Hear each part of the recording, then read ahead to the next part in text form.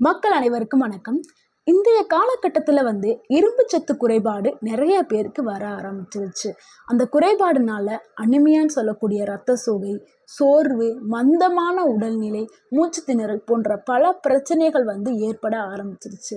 சில பேரை பார்த்துருப்போம், இரும்பு சத்துக்காக டெய்லியும் பேரிச்சம்பழத்தை சாப்பிட்றத ஒரு வழக்கமாக வச்சுருப்பாங்க. ஏன்னா அதில் இரும்பு சத்து அதிகமாக இருக்குதுன்னு சொல்லிட்டு அதையே சாப்பிட்டுட்டு இருப்பாங்க. ஆனால் இன்றைக்கி நம்ம வீடியோவில் என்ன சொல்ல போகிறோம்னா, பேரிச்சம்பழத்தை விட 4 மடங்கு அதிகமாக இரும்பு சத்து இருக்கக்கூடிய உணவுகளை பற்றி தான் இந்த வீடியோவில் நம்ம சொல்ல போகிறோம். இந்த வீடியோவை ஸ்கிப் பண்ணாமல் ஃபுல்லாக பாருங்கள், உங்களுக்கு கண்டிப்பாக பயனுள்ளதாக இருக்கும். இரும்பு சத்தின் அவசியம். இரும்பு சத்து ஹீமோகுளோபினுக்கு ஒரு அடிப்படையான தேவைங்க.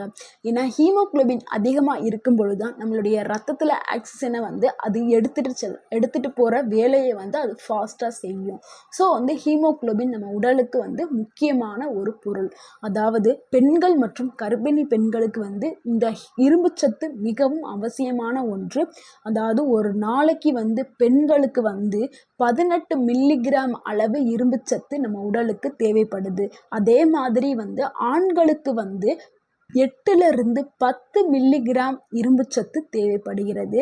அதாவது நம்ம பேரிச்சம்பழம் 100 கிராம் நம்ம எடுத்துக்கிற பொழுது 6.5 மில்லிகிராம் இரும்பு சத்து தான் நம்ம உடலில் சேரும்.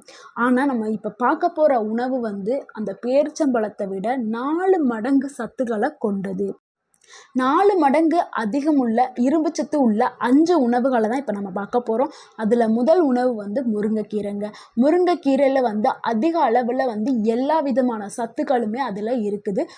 அதனால் இந்த கீரையை ஒரு சக்தி வாய்ந்த கீரைன்னு கூட சொல்லலாம். அதாவது நம்ம 100 கிராம் முருங்கைக்கீரையை நம்ம எடுத்துக்கிற பொழுது நம்மளுக்கு 28 மில்லிகிராம் இரும்பு சத்து நம்மளுக்கு கிடைக்கும். அதாவது பேரிச்சம்பழத்தை விட சுமார் 4 மடங்கு அதிக அளவில் இரும்பு சத்து கொண்டது இந்த முருங்கைக்கீரை. இந்த முருங்கைக்கீரையை நம்ம உணவில் எப்படிலாம் பயன்படுத்தலாம்னா, கீரை கூட்டு, பருப்பு, சாம்பார், பொரியல் அப்படின்னு சொல்லிட்டு எல்லாத்துலேயுமே நம்ம போட்டு சாப்பிடலாம்.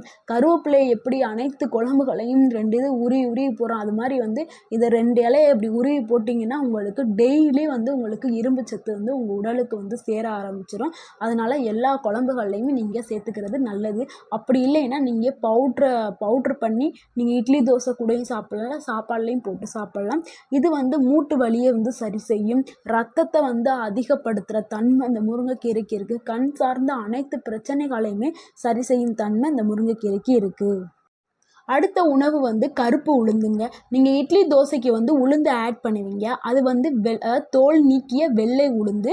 இது தோலோடு இருக்கக்கூடிய கருப்பு உளுந்து. இந்த கருப்பு உளுந்து நம்ம உணவில் சேர்த்துக்கிற பொழுது நம்மளுக்கு கூடுதலான ஆரோக்கியம் கிடைக்கும். அதாவது 100 கிராம் இந்த கருப்பு உளுந்து நம்ம எடுத்துக்கிற பொழுது நம்மளுக்கு 15லிருந்து 18 மில்லிகிராம் இரும்பு சத்து நம்மளுக்கு கிடைக்கும். இந்த கருப்பு உளுந்து நம்ம எடுக்கும் பொழுது நம்மளுக்கு இதய ஆரோக்கியமாகும்.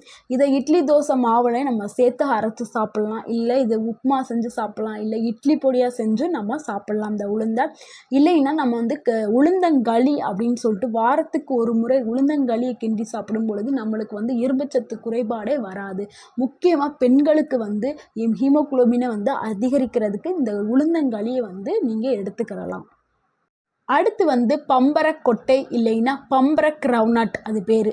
இது நம்ம தமிழ்நாட்டில் கிடைக்காது. அதர் ஸ்டேட்டில் கிடைக்கக்கூடிய ஒரு கிரவுனட்.